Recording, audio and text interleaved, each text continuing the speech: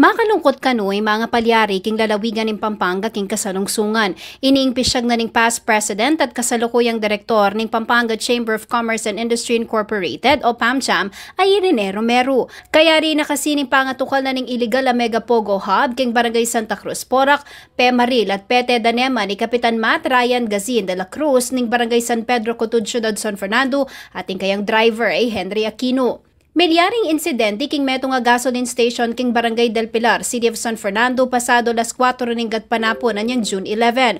Oras sa masalaya pa ing aslag na ningaldo.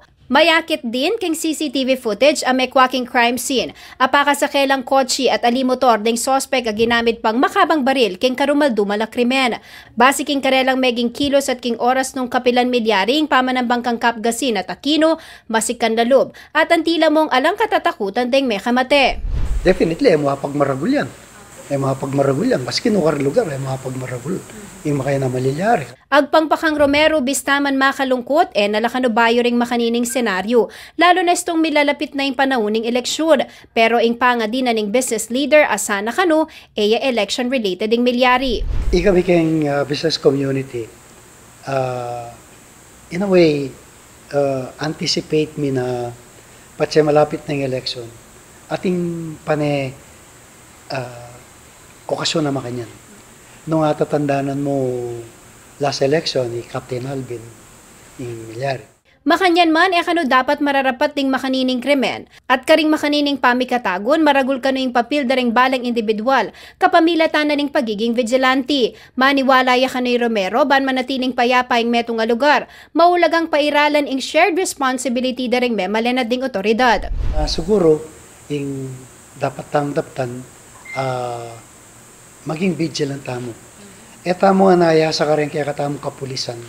Ne? Dapat itamongan. Itamongan. Patsetin tamo nga kakit regular. Ne? Dapat paras tamo ka rin authorities. Samantala inyang June 16 aldoning Domingo kitkot dane igazin. Agpangking ima ng Kapgazin ay Filipina de la Cruz. Balaw sing pulayin na ning investigasyon king milyari king kayang anak at driver.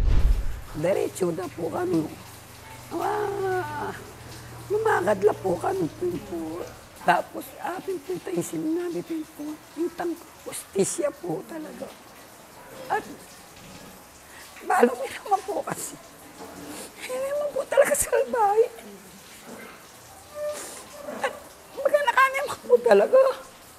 Andiyan yung dami po ko nan. Hindi, bas ganino po. Mga nito. Pati mo nga po si Bana. Gawan na po ita. Yala pa mo pumingot ang nung nanuya. Nung nanuya ka. Nung nanuya ka. Kahit pagkatawin po yung anak ko. Sinayang na po makalunsyo. Makalunsyo po talaga. Ang timang first kagawad ng barangay, sinumpa niya naman ang Filipina bang alila ng kayang anak kakapitan anyang June 12. Metong aldo kaya rin na ning krimen. Ako kayong talasuyo ay Jennifer Salenga ating pusong makabalen.